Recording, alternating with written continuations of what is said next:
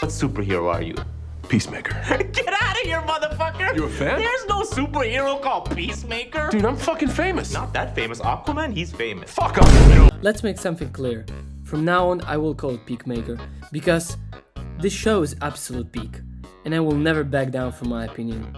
I think Season 2 has made a terrific job in making the audience wait for the next episode and move the plot forward by characters who are in their own way driven by the people with unsolved traumas, regrets, and who were thrown out for being their true selves, broken, imperfect, and just assholes.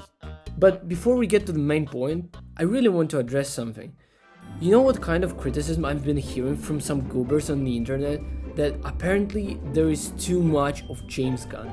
Bro, nobody forces you to watch James Gunn. It is not like you were given plain rice for every meal for a year and there is nothing else to eat. Just go watch something else. There are plenty of things to watch in theaters right now.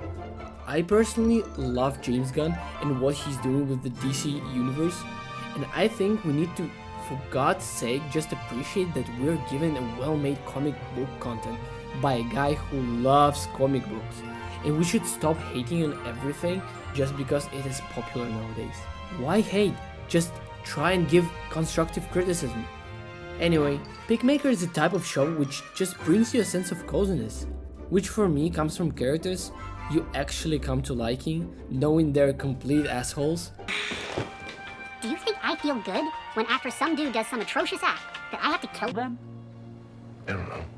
When I find out someone murdered an innocent person, or sold somebody heroin, or did some graffiti, and I kill that person with my bare hands, their eyeballs popping out of their skulls, you think that gives me pleasure? No. Well, it does. It gives you pleasure too, Peacemaker.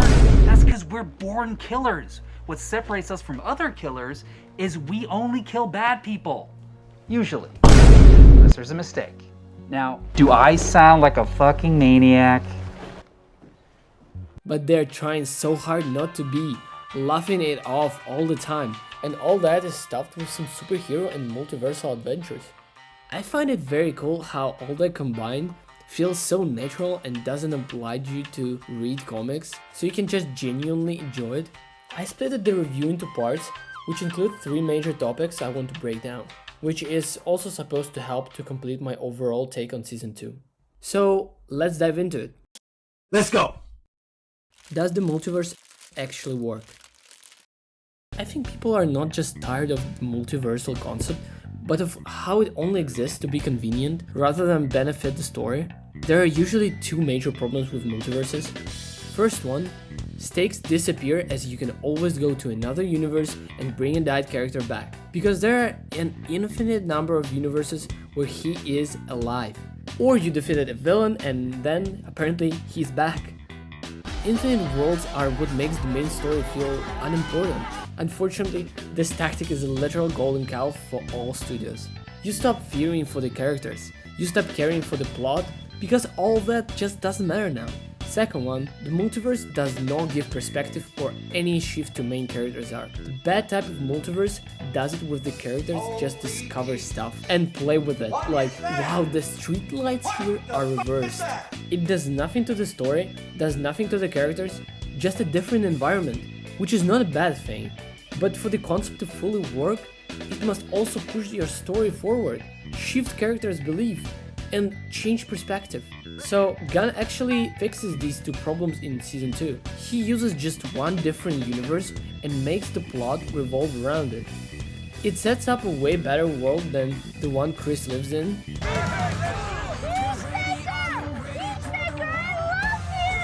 Love you too, little man.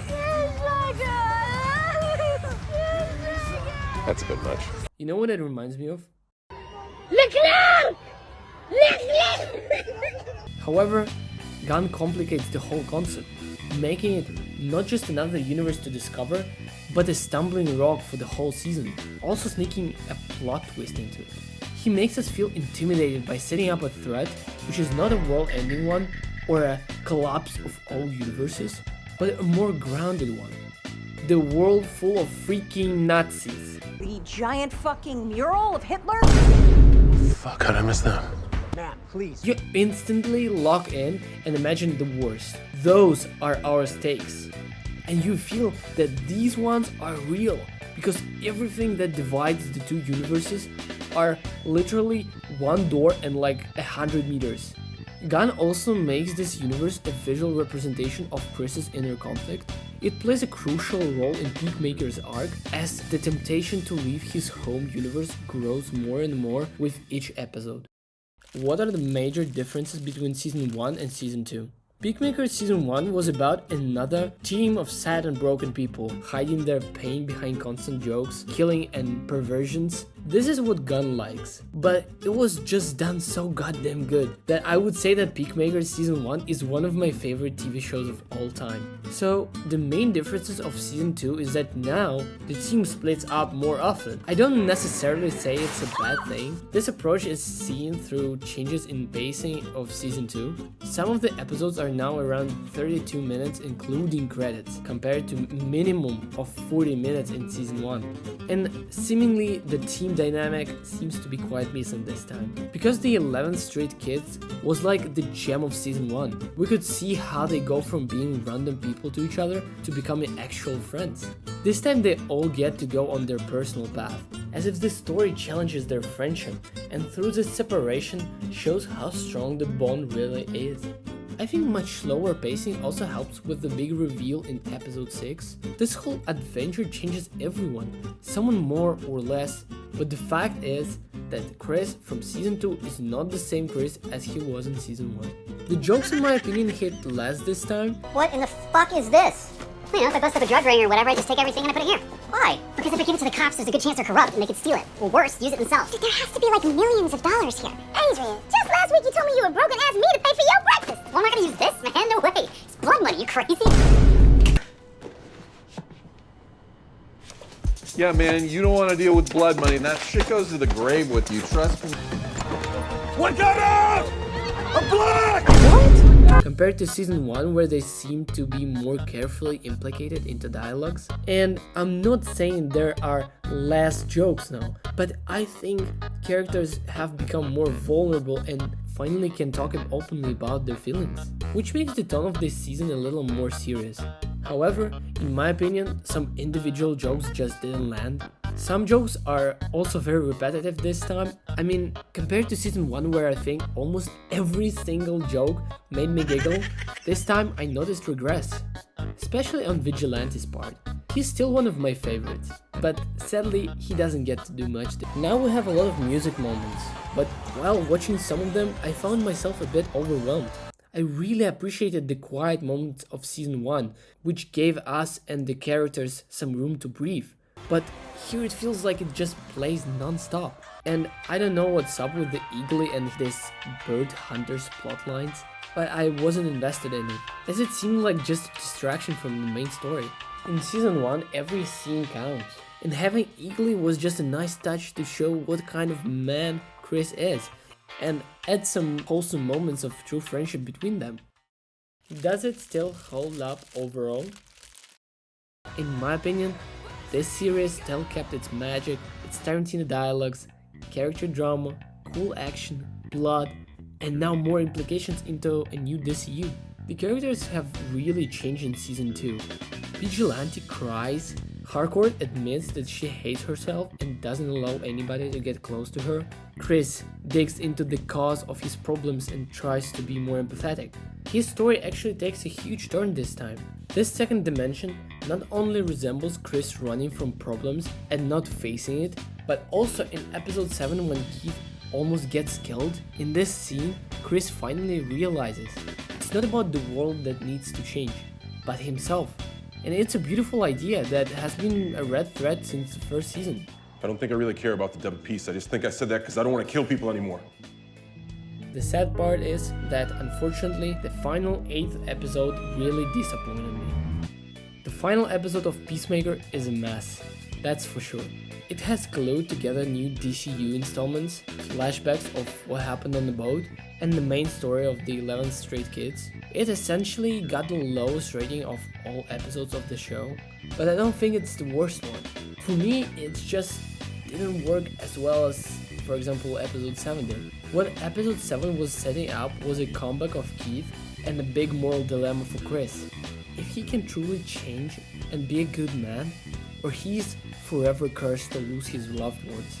Episode 7 was clearly setting it up. Why would we pay so much attention to the fact that Keith stayed alive but throw it out in the finale? Instead, we're shown how Rick Flagg's team explores different dimensions. And it is not quite what I expected from the show, primarily about the characters. One more thing is that this episode is a literal concert.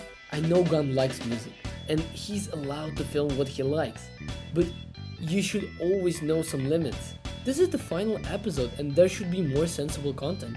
What I think is the most controversial scene is the one in the motel. For some people it was a good closure, but for some it may seem like some lazy writing. However, I think their dialogue wraps it all up pretty good.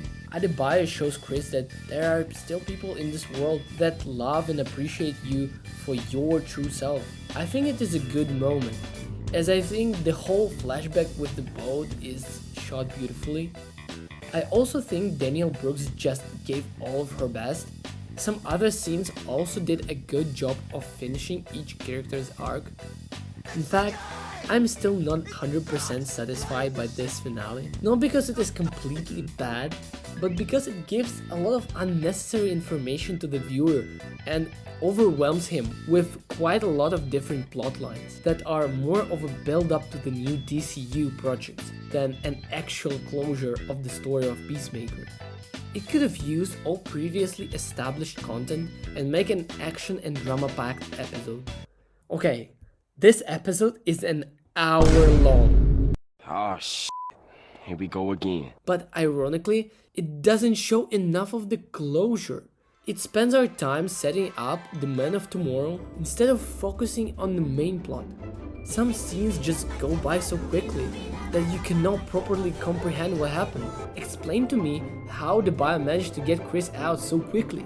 It is an absurdly fast resolution for what I thought was about to be the central conflict. We literally spent 3 minutes on it, then Chris gets out. Why nobody in the police department questioned how Adebayo and Adrian got this much money? How much would it cost to even set him free? Like a few million? Stop the cap. Anyway, in my opinion, it could have been much better. In conclusion, I would say that this is amazing how James Gunn just took absolutely unknown characters that no one cares about and made them so likable and epic. Long story short, we can see huge character development and chemistry between all of them, even if sometimes I wish we had more of it. In fact, I consider the first season an absolute masterpiece of a show, and I think overall, season 1 was significantly better. Does season 2 still hold up? I would say absolutely. Most of the season is still great and the actors are amazing. And the intro still rocks, of course. So, the Peakmaker is still peak, even if the finale did not deliver as good as the rest of the season. It still had a lot of well-crafted and emotional scenes. And I'm so excited about what James Gunn is preparing for us in the future. Like this video if you agree, subscribe, and I wish more peace to everyone. See ya! Spaghettios. Did you know Becky Coolidge? Becky Coolidge. That's my mom. She used to bartend in the Starlight Lounge. Becky Coolidge, yeah, that's right. I haven't seen her in like 10 years. I think you might be my real dad. What?